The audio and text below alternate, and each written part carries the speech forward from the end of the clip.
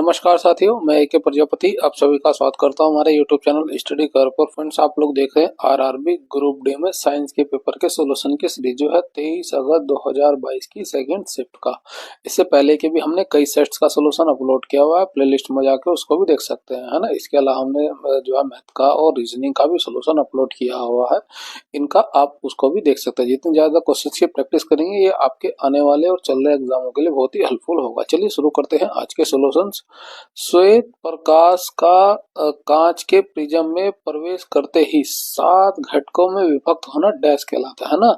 जब जो है कोई जो है श्वेत प्रकाश जो है प्रिज्म से गुजरता है ना, तो वो जो है 7 अलग अलग रंगों में बट जाता है ना। तो इस अलग अलग रंगों में बटना होता है वर्ण, है ना। रंग को बोलते हैं वर्ण, वर्ण का विक्षेपण हो जाता है, तो प्रकाश का इसे वर्ण विक्षेपण कहते हैं। अब जो सबसे अधिक डेविएट होता है वो होता है बैगनी कलर, है ना। विबग्योर आप याद रखिए, VIBGUOR,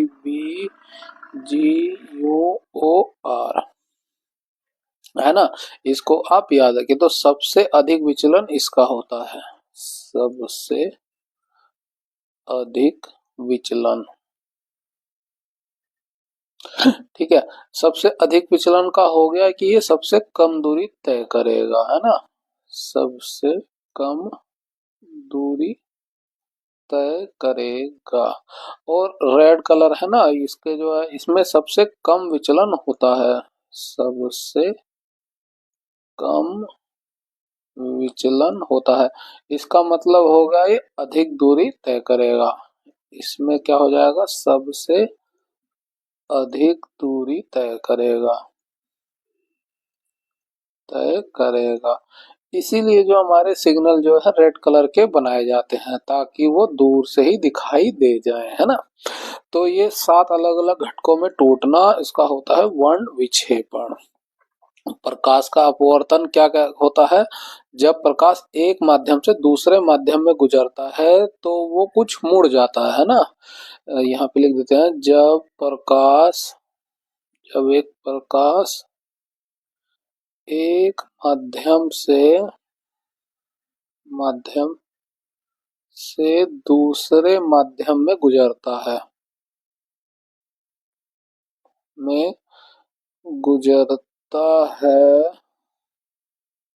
तो वह कुछ मुड़ जाता है, कुछ मुड़ जाता है ना।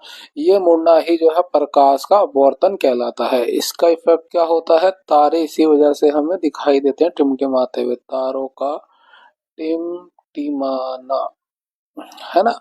और कोई पेंसिल को हम पानी में डाल दे तो वो टेढ़ी हमें इसी वजह से दिखाई देती है, ठीक है। ये सारे जो इफेक्ट होते हैं ये प्रकाश के अपवर्तन के कारण होते हैं।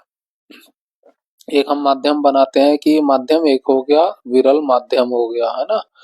विरल माध्यम हुआ और ये हुआ सघन माध्यम।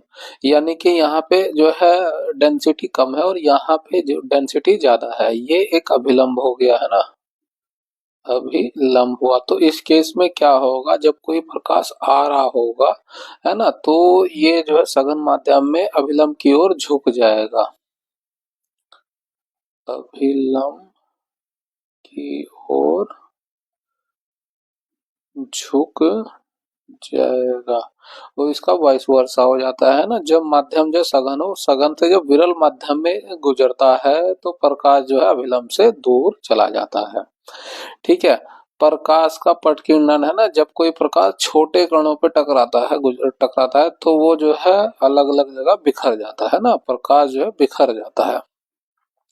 तो इस बिखरने को ही प्रकाश का प्रकीर्णन कहते हैं। इससे होता क्या है कि जो हमारा आकाश का रंग है नीला जो दिखाई दे रहा है वो इसी वजह से दिखाई दे रहा है। आकाश का रंग नीला दिखना, है ना, रंग नीला दिखना हो गया।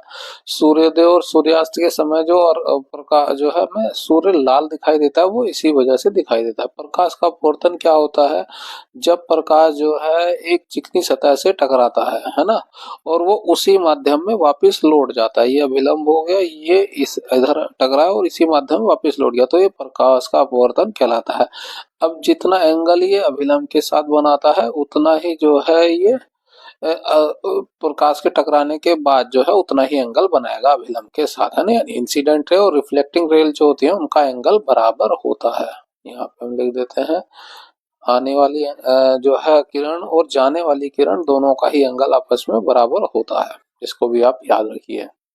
Next question, HNO3 plus KOH जो है KNO3 प्लस H2O बना रहे हैं, है ना। अब देखिए पूछा गया उपरोक्त अभिक्रिया का एक उदाहरण, कौन सी अभिक्रिया ये बताना है।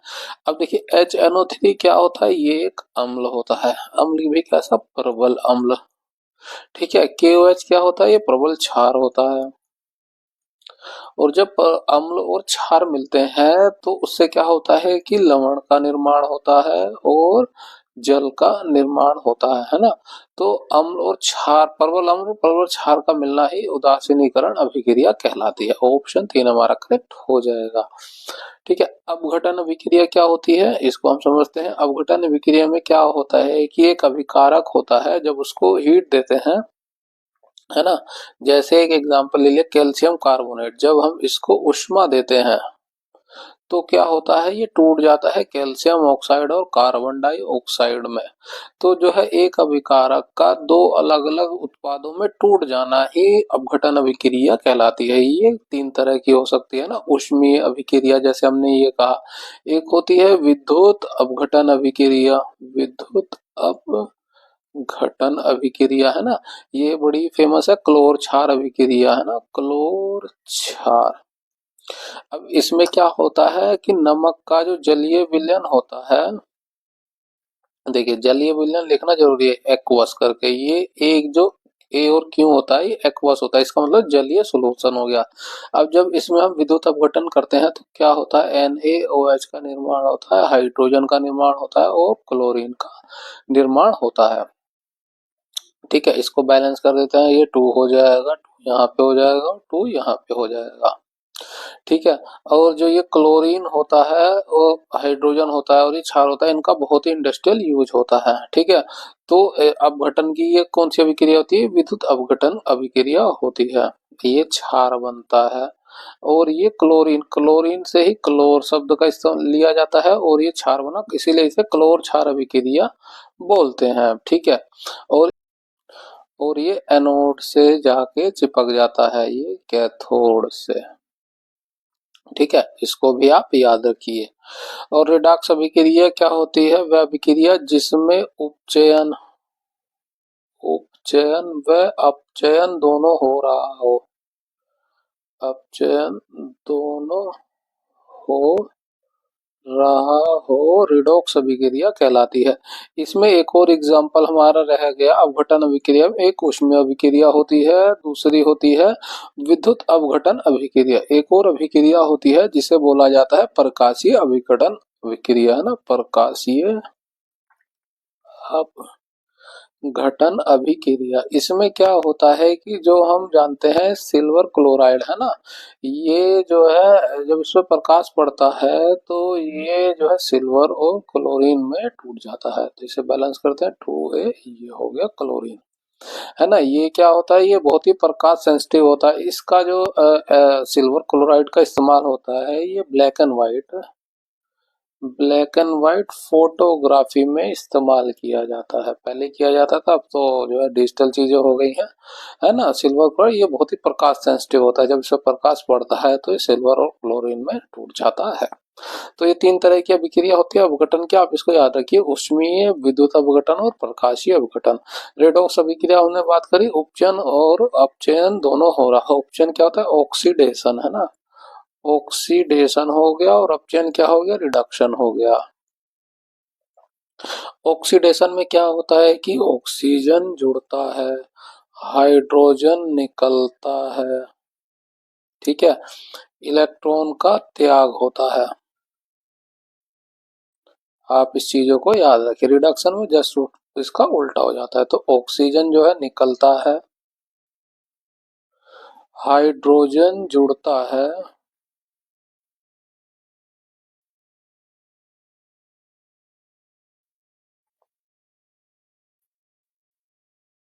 और इलेक्ट्रॉन जुड़ता है, जुड़ता नहीं, इसे ग्रहण बोलेंगे, इलेक्ट्रॉन ग्रहण होता है। ठीक है, इसको आप याद रखिए, ये रिडॉक्स अभिक्रिया में होता है। संयोजन अभिक्रिया क्या है? वह अभिक्रिया जिसमें जो है दो अभिकारक जो है मिल जुड़ जाते हैं, है ना, लिख देते हैं, जिसमें दो अभिकारक मिलकर एक नया उत्पाद बनाते हैं, एक नया उत्पाद बनाते हैं, वो होती है संयोजन अभिक्रिया, है ना। जैसे एक एग्जांपल ले, हाइड्रोजन और क्लोरीन जब ये मिलते हैं तो बनता है HCl, हाइड्रोक्लोरिक, यानी कि एक प्रबल अम्ल का निर्माण होता है।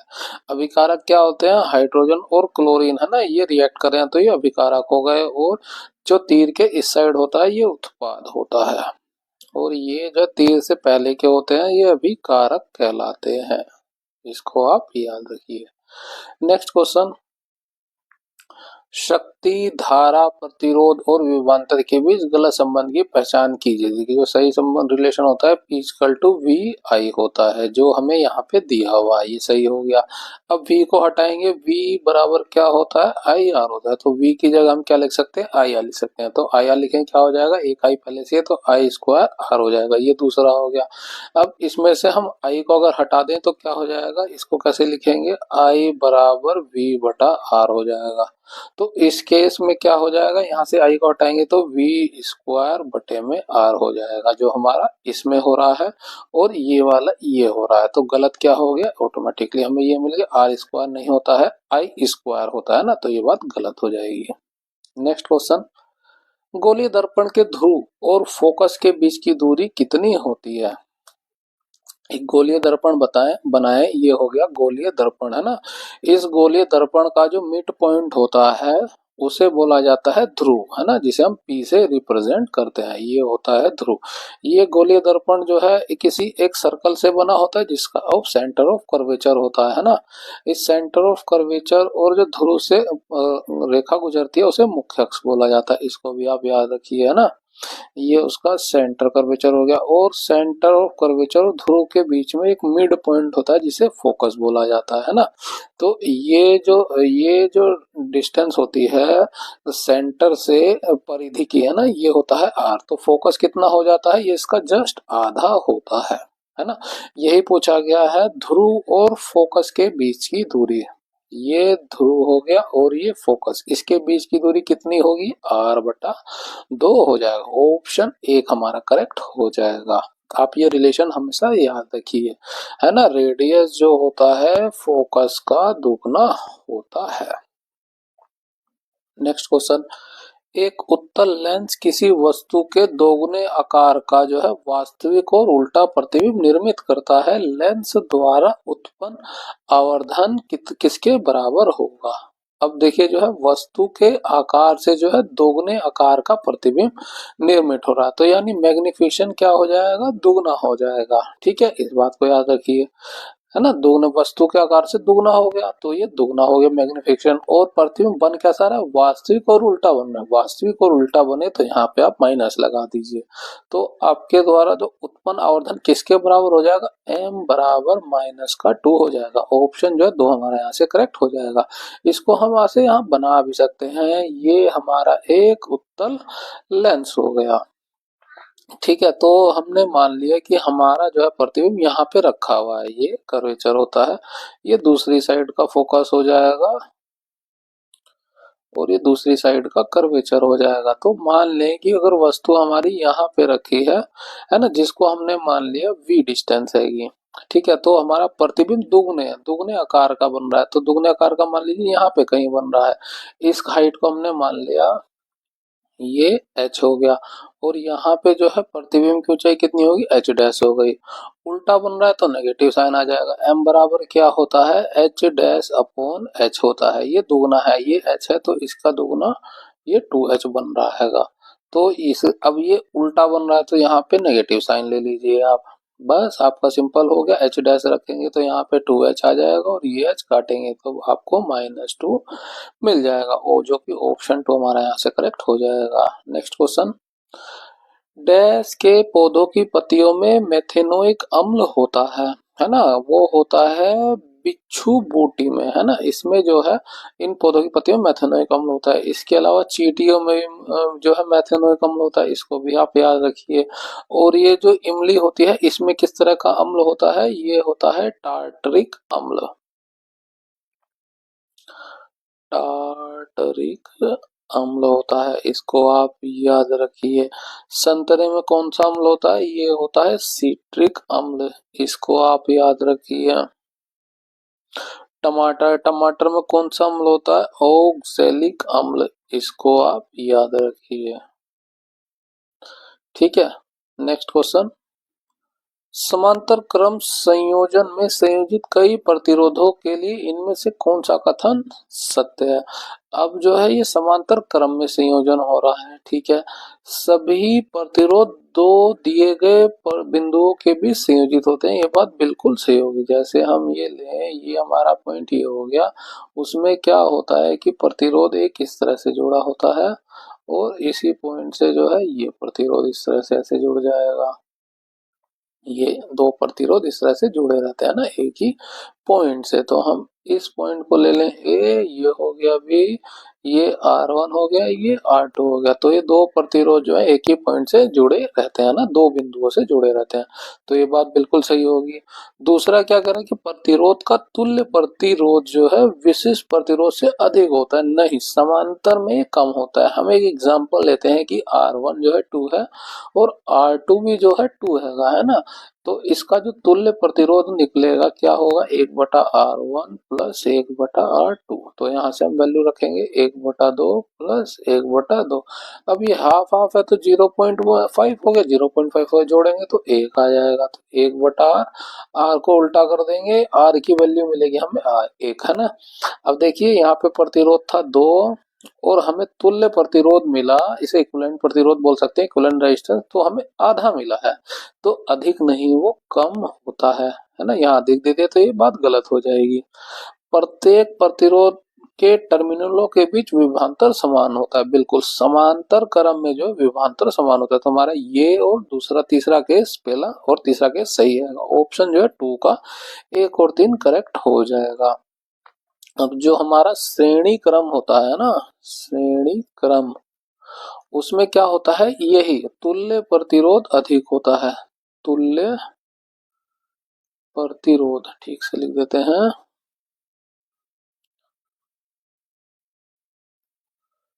तुल्य प्रतिरोध अधिक होता है,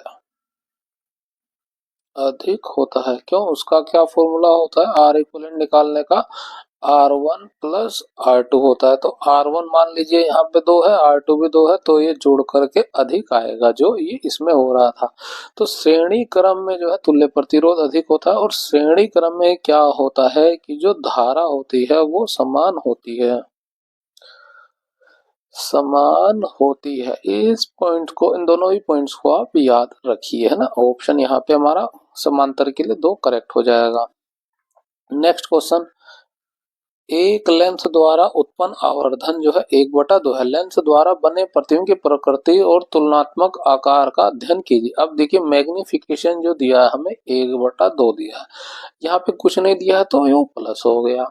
अब देखिए मैग्निफिकेशन 1 से छोटा हो गया है ना, 1 से आधा ही हुआ, ये तो 0.5 ही हुआ ना, यहाँ पे लिखेंगे प्लस 0.5। तो ये 1 से कम हुआ तो क्या हो गया, छोटा बनेगा। अब देखिए जो बड़े वाली कंडीशन है वो तो ऐसे ही कट गई, छोटा होगा। और प्लस प्लस का मतलब क्या होगा कि प्रतिबिंब आभासी होगा, आभासी व सीधा, आभासी व सीधा। और ये 0.5 का मतलब क्या हो गया कि छोटा होगा वस्तु से। ठीक है, तो आभासी, सीधा और छोटा, ऑप्शन जो 4 हमारा करेक्ट हो जाएगा। अगर यहाँ पे जो है माइनस में दे दिया होता 1/2, माइनस का मतलब होता है यहाँ पे कि प्रतिबिंब जो है वास्तविक है वह उल्टा है। ठीक है, उल्टा है। 1/2 का क्या मतलब हो जाता है, उसका मतलब हो जाता है कि प्रतिबिंब छोटा है ना। ये तो 1/2 हो गया। अब अगर इसकी जगह पे 2 लिख दिया जाए, 2 लिख जाए तो क्या हो जाएगा, बड़ा हो जाएगा। माइनस में लिख दिया जाए तो प्रतिबिंब वास्तविक और उल्टा, लेकिन 2 है तो बड़ा हो जाएगा। ठीक है, तो आप सिंबल्स को ध्यान रखिए। ऑप्शन यहाँ पे जो है इसके लिए हमारा जो है 4 करेक्ट हो जाएगा। नेक्स्ट क्वेश्चन, मनुष्य में सामान्य परकुंचन और अनुशीतलन दाब क्रम से क्या होता है? अब देखिए सिस्टोलिक में क्या होता है, हृदय हमारा सिकुड़ता है, हृदय जो है सिकुड़ता है।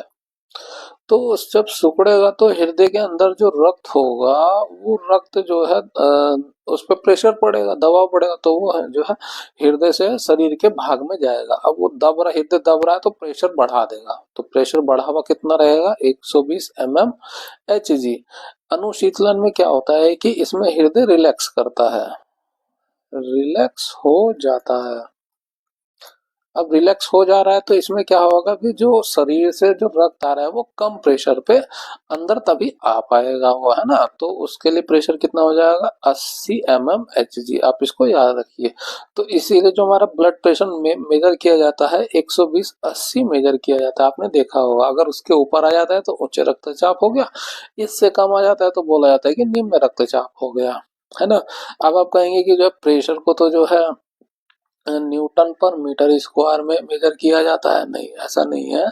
जब जो है हम एक एटमॉस्फेरिक प्रेशर के नीचे मेजर करना होता है तो हम mmHg या फिर mmH2 वाटर कॉलम का इस्तेमाल करते हैं। ठीक है, तो ये 1 kg जो एक एटमॉस्फेरिक प्रेशर होता है कितना होता है, आप 1 के गुना 10 की पावर 5 ले लीजिए, राउंड ऑफ में 1.01 गुना 10 की पावर 5, इतना ये हमारा जो है एटमॉस्फेरिक प्रेशर होता है। लेकिन जब उससे कम मेजर करना होता है तो हम इस तरह के इंस्ट्रूमेंट का में उसे मेजर करते हैं। नेक्स्ट क्वेश्चन, क्रमशः 40 वाट, 60 वाट और 100 वाट की रेटिंग वाले 3 बल्ब ए, बी और सी 220 वोल्ट के वोल्टेज स्रोत से समांतर क्रम में संयोजित है। ये लीजिए समांतर क्रम में हो गया। अब समांतर क्रम में क्या होता है कि वोल्टेज जो अभी हमने पढ़ा भी था, वोल्टेज जो है सभी में बराबर रहेगा, है ना। तो पावर का हमारा फॉर्मूला क्या हो जाएगा, V²/R हो जाएगा, यानी कि पावर जो है इनवर्सली प्रोपोर्शनल हो जाएगी रेजिस्टेंस के। ठीक है, अब पावर जितनी ज्यादा होगी रेजिस्टेंस उतना ही कम होगा, है ना। पावर जितनी ही ज्यादा होगी, अब यहाँ पे देखिए पावर कम है, रेजिस्टेंस ज्यादा होगा, R ज्यादा होगा, यहाँ पे R उससे कम होगा, यहाँ पे सबसे कम होगा, रेजिस्टेंस सबसे कम होगा। अब रेजिस्टेंस जितना कम होगा वो तार और बल्ब जो है उतना ही ज्यादा चमकेगा। तो यहाँ पे सबसे ज्यादा कौन चमकेगा, 100 वाट का बल्ब चमकेगा। उससे कम कौन सा चमकेगा, 60 वाट का। उससे कम कौन सा चमकेगा 40 वाट का, है ना। क्यों, समांतर क्रम में जुड़े हुए। तो यहाँ पे ऑप्शन 1 जो हमारा करेक्ट हो जाएगा। ये ए है बल्ब, ये बी है, ये सी है। तो कौन सा चमकेगा सबसे अधिक, सी, ऑप्शन 1। नेक्स्ट क्वेश्चन, निम्न में से कौन सा अभिकारक ए के स्थान पर आएगा और उदासीनीकरण अभिक्रिया प्रदान करेगा। देखिए अभी हमने जो है थोड़ी देर पहले भी हमने एक क्वेश्चन ऐसा ही किया था, उदासीनीकरण अभिक्रिया। उदासीनीकरण अभिक्रिया में क्या होता है कि अम्ल होता है और एक क्षार होता है। अब आप देखेंगे ये जो है एक OH आ रहा है, OH किस में होता है, क्षार में होता है ना। और अम्ल और क्षार जो मिलते हैं तो क्या बनता है, लवण बनता है और जल बनता है। ठीक है, तो ये क्षार हो गया और यहाँ पे अम्लीय बनेगा। अब ऑप्शन में देखेंगे कि अम्ल सारे ही दिए हुए हैं, है ना। लेकिन जो आप लवण देख रहे हैं वो कैल्शियम क्लोराइड है, यानी कि जो है क्लोरीन आ रहा है। तो एक ऐसा अम्ल है जिसमें क्लोरीन आता है, वो कौन सा होता है, आप वो जानते हैं, वो होता है HCl, है ना, हाइड्रोक्लोरिक एसिड। इसमें जो है क्लोरीन आता है। सल्फ्यूरिक अम्ल का फॉर्मूला क्या होता है, H2SO4, इसमें क्लोरीन नहीं आता है। नाइट्रिक अम्ल का फॉर्मूला क्या होता है, HNO3 होता है। एसिटिक अम्ल का फॉर्मूला क्या होता है, CH3COOH, है ना। अब देखिए क्लोरीन इसमें नहीं है, इसमें नहीं है, इसमें नहीं, सिर्फ और सिर्फ इसी में आता है। तो हमारा ऑप्शन 4 करेक्ट हो जाएगा। नेक्स्ट क्वेश्चन, निम्नलिखित में से कौन सा वायु प्रदूषण का एक प्राकृतिक स्रोत है ना, प्राकृतिक स्रोत जिसकी वजह से वायु प्रदूषण। अब देखेंगे ज्वालामुखी विस्फोट, है ना, ये पूरी तरह से प्राकृतिक होते हैं, इसका जो है मानव कोई कंट्रोल नहीं कर सकता है। तो ऑप्शन 1 इसकी वजह से जो प्रदूषण होता है वो प्राकृतिक प्रदूषण कहलाएगा। नेक्स्ट क्वेश्चन, पहले चरण के आरंभ में ऑक्सी और अनॉक्सी शोषण के दौरान उत्पन्न उभयनिष्ठ उत्पाद जो निम्नलिखित में से कौन सा होता है? वो होता है पाइरूवेट, है ना। देखिए जो सबसे पहले ग्लूकोज होता है, ग्लूकोज, है ना, इसका जो पहला जो अपघटन होता है वो होता है पाइरूवेट में। ठीक है, इसको आप याद रखिए। तो जो उभयनिष्ठ उत्पाद होता है ग्लूकोज का पाइरूवेट में ब्रेकडाउन, वो होता है पहला चरण ये। अब पाइरूवेट उसके बाद जो है अलग अलग तरीके से टूट सकता है। कैसे? अगर जो है उसे अनाक्सीय शोषण, है ना, अगर उसे ऑक्सीजन नहीं मिल रही है, ठीक है, ऑक्सीजन नहीं मिल रही है, तो उसका ब्रेकडाउन हो जाएगा ethanol plus carbon dioxide plus ऊर्जा में। ठीक है, अगर उसे जो है ऑक्सीजन मिल गई, ऑक्सी शोषण में, है ना, इसमें अगर ऑक्सीजन मिल गई तो उसका ब्रेकडाउन किस में हो जाएगा? Carbon dioxide plus H2O plus ऊर्जा में। ठीक है, पाइरूवेट का एक और ब्रेकडाउन होता है जिसमें जो है ऑक्सीजन की कमी होती है, ऑक्सीजन की कमी, है ना। उसमें क्या होता है कि ये ब्रेकडाउन हो जाता है उसका लैक्टिक अम्ल में, लैक्टिक अम्ल, लैक्टिक अम्ल प्लस ऊर्जा में। ठीक है, तो आप इसको याद रखिए। ग्लूकोज जो है पहले टूटता है पाइरूवेट में और बिना ऑक्सीजन के वो एथेनॉल और कार्बन डाइऑक्साइड और ऊर्जा का निर्माण होता है। ये किस में होता है? ये होता है यीस्ट में, यीस्ट में होता है। ठीक है, यानी कि पादप कह लीजिए आप, पादपों में। ठीक है, और जो है ये वाला जिसमें ऑक्सीजन मिल जाए उसमें किस में होता है? ये उसमें होता है कार्बन डाइऑक्साइड, जल और ऊर्जा में। ये किस में होता है? मनुष्य में, यानी जंतुओं में कह लीजिए आप, जंतुओं में। ठीक है, पायरुवेट अगर कम ऑक्सीजन की कमी में ब्रेकडाउन हो रहा है तो वो लैक्टिक अम्ल और ऊर्जा का निर्माण करता है। ये किस में होता है? ये हमारी मांसपेशियों में होता है, मांसपेशियों में होता है ना। इसी की वजह से क्या होता है? लैक्टिक अम्ल की वजह से हमारी जो मांसपेशियों में दर्द होने लग जाता है। जब हम जैसे रनिंग वनिंग करते हैं, बहुत दिनों बाद दौड़ते हैं, तो क्या होता है? हमारी मांसपेशियों में दर्द होने लग जाता है, खिंचाव हो जाता है। वो किस वजह से आता है? वो लैक्टिक अम्ल के ब्रेकडाउन की वजह से, है ना। लैक्टिक अम्ल ये जब शरीर में आता है तो वो दर्द महसूस होता है उसकी वजह से, है ना। नेक्स्ट क्वेश्चन, निम्न में से किस जीव की छोटी आंत अपेक्षाकृत लंबी होती है? अब देखिए, अब ये छोटी आंत लंबी क्यों होगी? क्योंकि सेल्यूलोज का पाचन करना होता है ना, सेल्यूलोज का। सेल्यूलोज किस में मिलता है? पादपों में मिलता है, पादपों में। तो जो जो है जंतु पादप, है ना, जैसे घास वगैरह का भोजन करते हैं, जिस घास हो, इन सब में सेल्यूलोज होगा। अब सेल्यूलोज जो है इतनी आसानी से पचता नहीं है ना, आसानी से नहीं पचता है, इसीलिए जो है अपेक्षाकृत बाकी जीवों की तुलना में इनकी आंत जो है लंबी होती है, आंत लंबी होती है पचाने के लिए। किनकी आंत लंबी होगी? जो पादपों का, ये सेलुलोज इन सब का भोजन करते हैं, घास फूस का। अब देखिए भाग जो है किसका भोजन करता है? जानवरों का, है ना। मनुष्य जो है, मनुष्य तो दोनों ही खैर पका के भोजन करते हैं हम, इसीलिए हो गया। शेर भी जो है जानवरों का, लेकिन गाय जो होती है वो घास फूस पर निर्भर करती है, जिनमें सेलुलोज होता है। उसे पचाने के लिए अपेक्षाकृत अधिक लंबी जो है हाथ होती है। नेक्स्ट क्वेश्चन, निम्नलिखित अभिक्रिया के लिए अवस्था के संकेतों के साथ संतुलित रासायनिक समीकरण लिखिए। अवस्था के संकेतों के साथ लिखनी है संतुलित जो है रासायनिक समीकरण। क्या कह रहा है? पोटेशियम हाइड्रोक्साइड, पोटेशियम हाइड्रोक्साइड क्या होता है? KOH होता है। यहाँ लिखे हैं पोटेशियम हाइड्रोक्साइड क्या होता है, KOH होता है।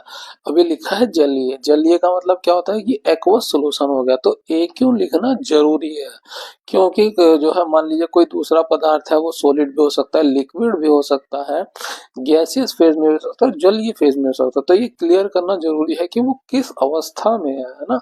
दूसरा क्या होगा, नाइट्रिक अम्ल HNO3, इसका जलीय विलयन है, तो ये भी एक्वस सोल्यूशन हो गया। ए क्यों शॉर्ट में हम एक्वस ए क्यों लिख देते हैं, एक्वस सोल्यूशन हो गया। तो इससे क्या होगा कि सोडियम नाइट्रेट का निर्माण हो रहा है, KNO3 का निर्माण हो रहा है, और क्या हो रहा है, जल उत्पन्न हो रहा है, ये हो गया जल। अब देखिए ये जलीय सॉल्यूशन है, ये जलीय सॉल्यूशन है, तो ये भी जलीय सॉल्यूशन ही बनेगा और जल का निर्माण होगा। ये सॉलिड तो बनने से रहा, बैलेंस भी है इक्वेशन है ना। लेकिन आप देखेंगे जगह जगह पे दो लिखा हुआ है, तो यहाँ पे दो सब में आप लिख सकते हैं। ये भी हो गई बैलेंस ही इक्वेशन होगी, दो भी लिख सकते हैं, तीन भी लिख सकते हैं। अगर बैलेंस नहीं होता है तो फिर हमें पूरी तरह से बैलेंस करना होता है, लेकिन सबका रेशियो एक एक ही आ रहा है, तो आप दो तीन चार कुछ भी लिख सकते हैं। यहाँ पे क्या हो जाएगा, ये हो जाएगा 2KOH aqueous solution, 2HNO3 aqueous solution से बनता है 2KNO3 aqueous solution plus H2O। H2O क्या, लिक्विड, यहाँ पे लिक्विड, इसको भी आप ध्यान रखिए, इसका मतलब हो गया लिक्विड, है ना।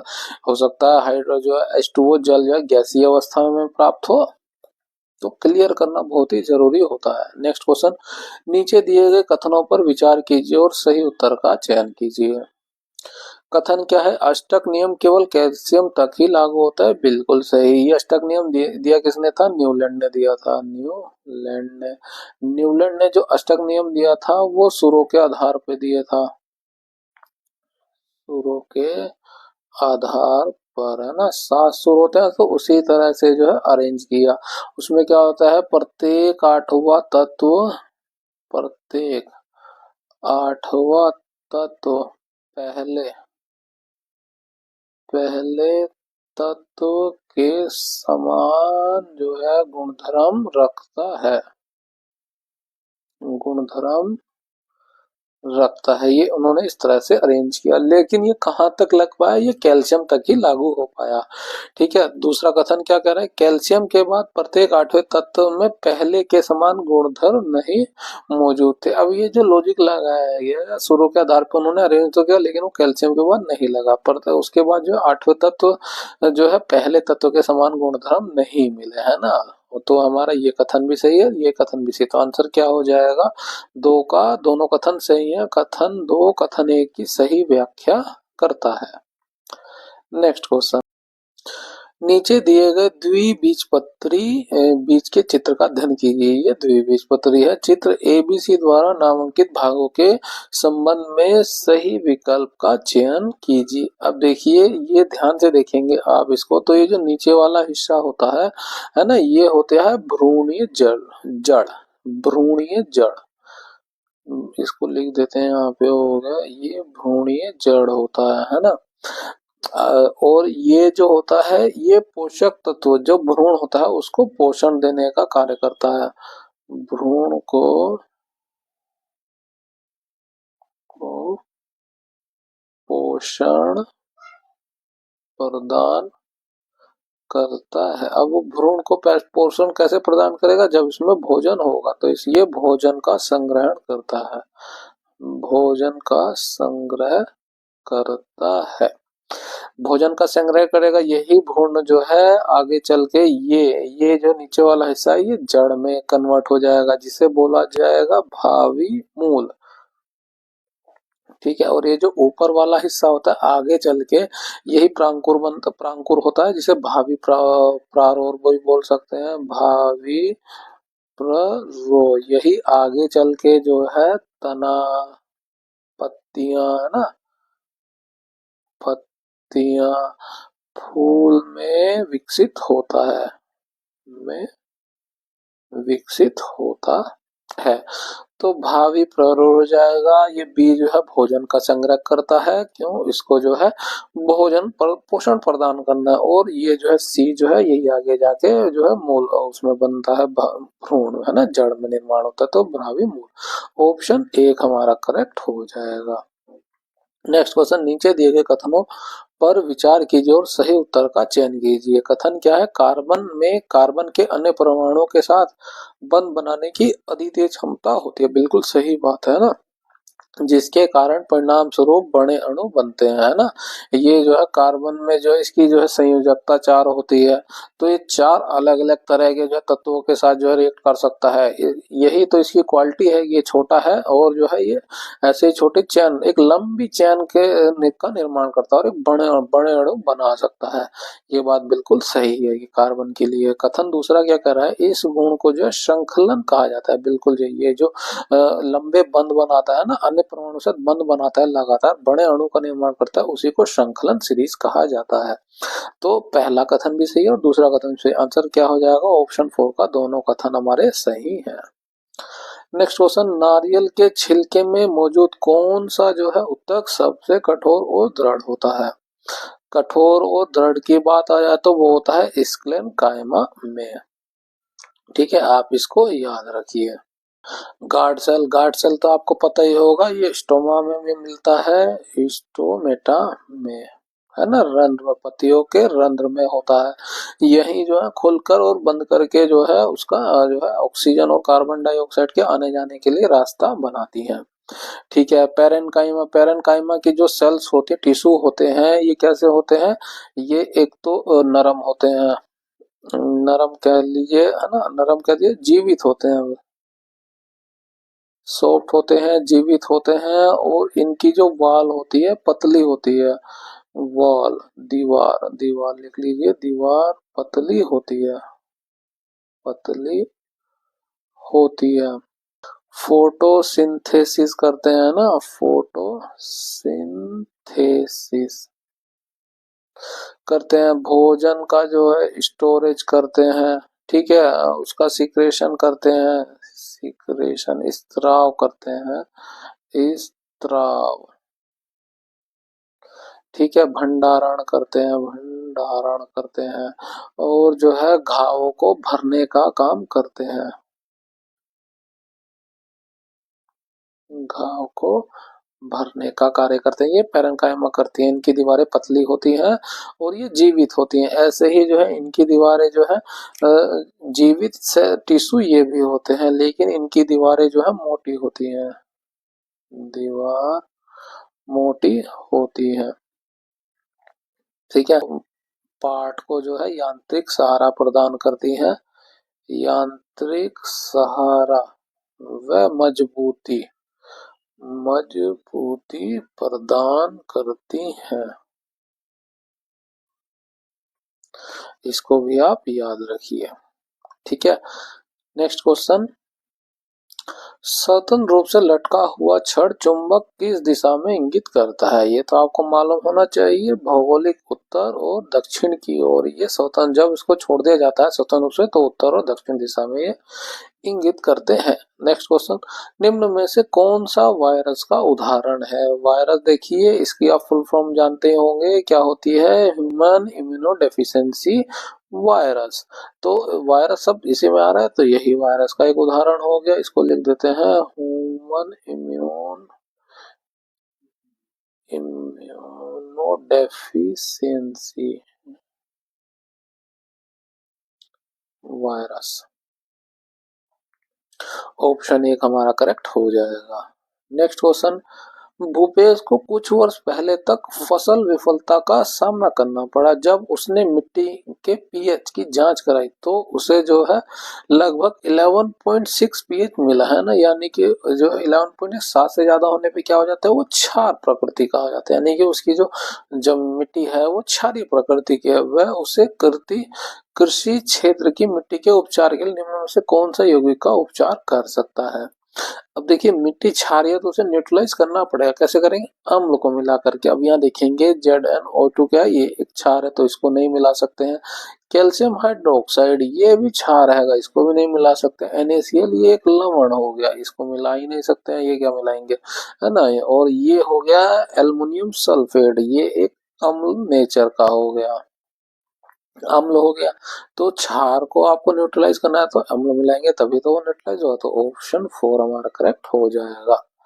नेक्स्ट क्वेश्चन, एक सीधे धारावाही चालक के लिए इनमें से कौन से कथन सत्य हैं? सीधे धारावाही चालक है ना, जैसे कि ये एक तरह की ये सीधा धारावाही चालक हो गया, जिसमें धारा आई बह रही है।